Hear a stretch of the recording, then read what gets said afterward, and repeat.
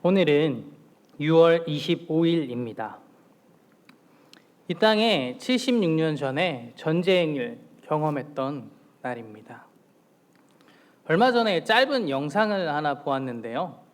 한국전에 참전하여서 이제 세계 각국에서 찾아왔잖아요. 파병하여서 왔던 그 용사들을 찾아다니면서 사진을 찍어드리고 감사합니다. 우리는 당신을 잊지 않겠습니다. 그들에게 위로를 전하고 감사의 말을 전하던 영상이었습니다. 이 사진 작가가요, 그 사진들을 모아가지고 사진전을 펼칩니다. 자녀들에게, 그 다음에게 잊지 않기 위하여서 말입니다. 그 영상 중에 이런 문구가 하나 소개되었습니다. Freedom is not free. 자유는 공짜로 주어진 것이 아닙니다. 미국 워싱턴에 있는 한국전 기념물에 새겨진 문구라고 합니다. 썸네일에도 잠깐 넣어놨던 사진인데요. 참 가슴 깊이 새겨지는 문장이었습니다. 내가 지금 누리고 당연해 보이는 이 자유, 공짜가 아니구나. 다시 한번 생각하면 누군가의 희생이 있었고 핏값이 있었고 싸워서 이긴 너무나 소중한 결과이구나. 그리고 은혜이구나 하는 울림이 있었습니다. 친할아버지를 6.25 참전용사로 충북 임실의 호국원에 모셨습니다. 거기 가보니까요, 진짜 빼곡하게 끊임없이 나라를 위해 싸운 분들이 잠들어 있음을 보았습니다. 근데 외할아버지가 돌아가셔서 대전 국립현충원에 가보니까요, 거기는 들어가기가 더 어렵고 조건이 까다로운데도 불구하고요, 우리나라에서 가장 큰 규모의 현충원으로서 훨씬 더 많은 분들이 이 나라를 위해 희생했고 그곳에 잠들어 계심을 볼 수 있었습니다. 지금도 산에 깎아서 매장지를 계속 하는 모습을 보면서 이 나라를 위한 선조들의 피, 그리고 땀, 노력, 정말로 너무나 소중하구나. 그렇게 얻은 자유, 과연 나는 감사하며 오늘을 살고 있는가? 그 은혜를 잊지 않고 기억하며 살아가고 있나 되돌아보게 되었습니다. 그와 함께 동시에 Freedom is not free. 예수님의 핏값으로 우리에게 주어주신 죄로부터의 자유에 대해서도 묵상하게 되었습니다. 예수님의 핏값으로 나를 사셨고 자유를 주신 그 한없는 은혜를 잊지 않고 살아가는가? 저 십자가 위에서 나를 위해 희생하신 예수님을 오늘도 기억하며 나는 살아가고 있는가? 자유를 위한 희생의 대가를 기억하며 감사히 또 소중히 여기고 내 삶에서도 그리고 후대의 다음 세대들에게도 소중히 물려주고 꼭 기억할 수 있게 간직할 수 있게 교육하고 힘써야겠다라는 마음이 들었습니다.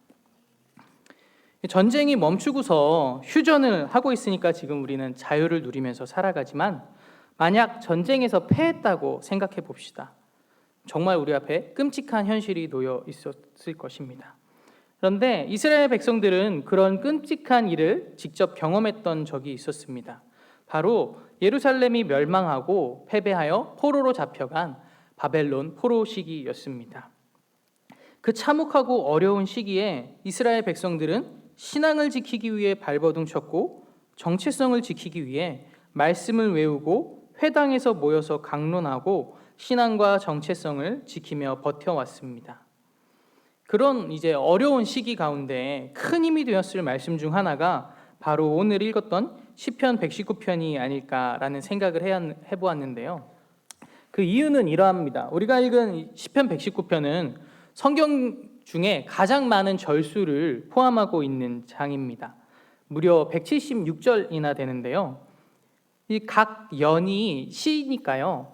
알렙, 벳, 김멜, 달렛 이 히브리 알파벳 순으로 시작이 됩니다. 그래서 8절씩 해서 176절이 되는데 우리나라 말로 시작하면은 기역하면서 이제 한 년이 쭉 나오고 니은 년, 디귿 년 이렇게 쭉 이어지니까 176절을 끊을 수가 없던 거죠. 그래서 이렇게 길게 되었는데요.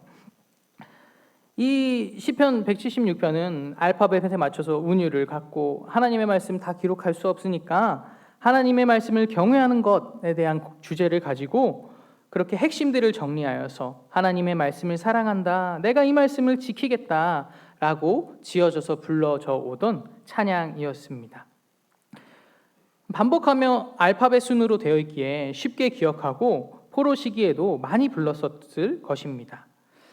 포로로 이스라엘 백성들이 잡혀갔을 때를 한번 상상해 보면요, 성경책이 있으면 좋겠지만 없었을 수도 있습니다. 과연 포로로 끌려가던 사람들 중에 누가 성경책 그 두루마리를 챙겨서 갔었을까요? 그런 사람은 많지 않았을 것입니다. 있더라도 성경책의 부분이었을 것입니다. 때로는 이 부분마저도 없고 자신이 외웠던 말씀이 전부, 그렇고 때로는 그들이 부르고 찬양했던 찬양의 가사가 전부였을 수도 있습니다. 그러나 이들은 포로 시기 가운데 회당에 모여서 함께 하나님의 말씀을 강론합니다. 왜? 자신들이 가지고 있는 것이 제한적이니까. 하나님이 우리에게 이런 말씀을 주셨지, 이런 은혜를 주셨지, 하나님이 이렇게 말씀하시는구나 함께 나누며 신앙을 지켜 나아갔습니다. 예루살렘에서 드렸던 예배와 같은 형식은 아니었지만 말씀을 강론하며 자신들에게 주셨던 말씀을 기억하였고 사모하며 하나님을 잊지 않기 위해 예배하였습니다. 회당이 큰 공간이기도 하고요, 때로는 그냥 조그맣게 가정집처럼 많이 모여서 있던 곳이 회당이 되기도 했습니다. 이러한 타향살이 속에서, 어려움 속에 이들은 말씀을 잊지 않기 위해 쉐마를 외우고 이 알파벳 순서에 기억하기 좋은 119편을 얼마나 많이 반복하며 외우고 붙들면서 살아갔을까요? 타지에서 어렵고 예배하기 쉽지 않은 상황이기에 더욱 이 말씀이 소중하게 다가왔고, 함께 부르고 외우던 찬양은 그들의 영혼의 쉼터요 꿀맛 같았을 것입니다. 끊임없이 주님을 따르고 사랑한다라는 시편 119편의 고백 중 오늘 읽은 97에서 104절에서는 이렇게 표현하고 있습니다. 내가 주의 법을 어찌 그리 사랑하는지요, 내가 그것을 종일 작은 소리로 읊조리나이다. 주의 계명들이 항상 나와 함께하므로 그것들이 나를 원수보다 지혜롭게 하나이다. 내가 주의 증거들을 늘 읊조림으로 나의 명철함이 나의 모든 스승보다 나으며 주의 법도들을 지킴으로 나의 명철함이 노인보다 나으니이다. 내가 주의 말씀을 지키려고 발을 금하며 모든 악한 길로 가지 아니하였사오며 주께서 나를 가르치셨으므로 내가 주의 규례들에서 떠나지 아니하였나이다.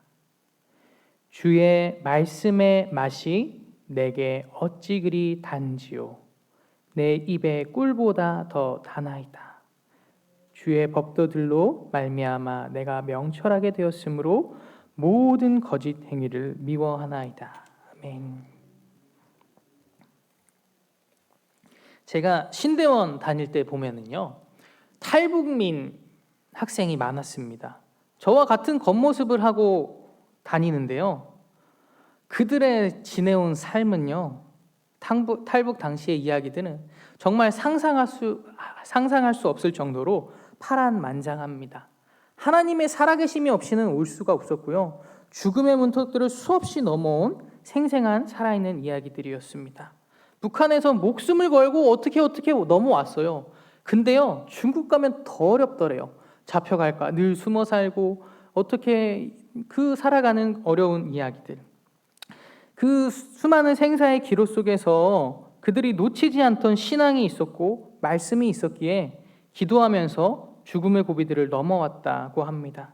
지금은 그 은혜에 감사함으로 가지고 함께 공부했고 하나님 나라를 위하여, 복음을 위하여 달려가는 분들인데요, 이들이 북한에서 탈북을 했어요. 그리고 중국에서 생활하는 그 힘든 시기 가운데 붙잡았던 것은 많은 말씀도 아니었습니다. 성경책도 아니었습니다. 성경책 가지고 있다가는요, 끌려가서 처형당하게 되니까 그들의 손에 때로는 성경책마저 없던 순간이 있었답니다. 그 외에 다른 어떠한 지식도 아니었습니다. 단지 나에게 주셨던 몇 가지의 말씀들, 마음속에 새겨져 있던, 내가 늘 외우며 찬양하며 나아가던 몇 가지의 말씀들, 찬양들, 기도들, 그거 붙들고 이들은 끝까지 나아왔답니다. 그 말씀을 자녀들에게도 계속 가르치고 함께 넘어오면서 그 신앙을 지키고 나아오면서 살았기에 하나님의 놀라운 구원의 역사와 손길을 만나 지금까지 이곳에 왔다라고 고백하더라고요. 마치 이들이 자신에게 새겨진 말씀 몇 가지 붙들고 신앙생활을 하며 이겨왔듯이 이스라엘 백성들도 포로 시기 가운데 시편을 부르며 외우며 간절히 신앙을 지켜나왔을 것입니다. 여러분은 평생을 간직하며 간절히 붙들며 살아가는 말씀이 있으십니까? 내 평생 꼭 소중히 여기며 부르는 찬양이 있으십니까? 코로나로 교회에 나오기가 어려운 시대가 찾아왔고 발전하는 문명 속에서 사람들은 하나님의 말씀보다 과학의 말을 더 신뢰합니다. AI가 나오고 가상현실이 팽배해지는 시대 속에 다음 세대로 거듭해 갈수록 우리 자녀들의 세대는 하나님의 말씀을 의지하고 지키며 살아가기가 점점 어려워지는 시대가 우리 앞에 찾아오고 있습니다. 마치 포로기의 시기 동안 그들이 정체성을 지키기 위해 말씀을 붙들고 알파벳으로 붙여진 찬양을 외우면서 신앙을 지켰듯이 오늘날 우리가 살아가는 현실에도 그리고 우리의 수많은 격변하는 이 시대 앞에서 우리는 여전히 신앙을 지키고 정체성을 잃지 않기 위해 말씀을 외우고 나에게 주신 말씀을 평생 간직하며 찬양을 사모하며 읊조리며 암송하는 모습이 간절히 필요해 보입니다. 말씀을 준비하면서 하나님께서 저에게 떠오르게 하신 말씀 한 구절이 있었는데요. 바로 고린도후서 1장 3절입니다. 수요 새벽에 기도할 때 잊고 살다가 제가 살아가던 이유였던 말씀을 딱 떠오르게 하여 주셨었습니다. 찬송하리로다 모든 위로의 하나님이시며 우리가 받은 위로로 모든 환난 중에 있는 자들을 위로하게 하시는 이시로다. 제가 삶의 이유를 몰랐을 때 고등학생 때였는데요. 도저히 왜 살아가는지 답을 못 찾겠었어요. 새벽에 나와서 기도하는데 하나님께서 설교 말씀을 통하여 이렇게 응답하여 주셨습니다. 내가 모든 위로의 하나님이라고. 모든 환난 가운데 있으셨기에 예수님이 모든 이들의 위로가 되어 주셨듯이 그럴 수 있듯이 너의 아픔, 눈물로 울며 기도할 수밖에 없어 나와 있는 너의 삶, 그곳에서 만난 그 위로의 하나님을 너가 많은 이들에게 그 위로를 전하고 하나님의 위로를 증거하며 사는 것, 그게 내가 너를 지은 목적이고 너를 불렀노라 라고 말씀하여 주셨었습니다. 시편 119편 말씀을 통하여 우리에게 고비 때마다 주셨던 레마의 말씀들이 내 마음 내가 새기고 평생 간직해 나가야 할 말씀들이 다시금 기억나게 되는 은혜가 있기를 바랍니다. 주의 말씀의 맛이 내게 어찌 그리 단지요 내 입의 꿀보다 더 다나이다. 상황에 딱 맞는 말씀보다 더 단 것이 어디 있겠습니까?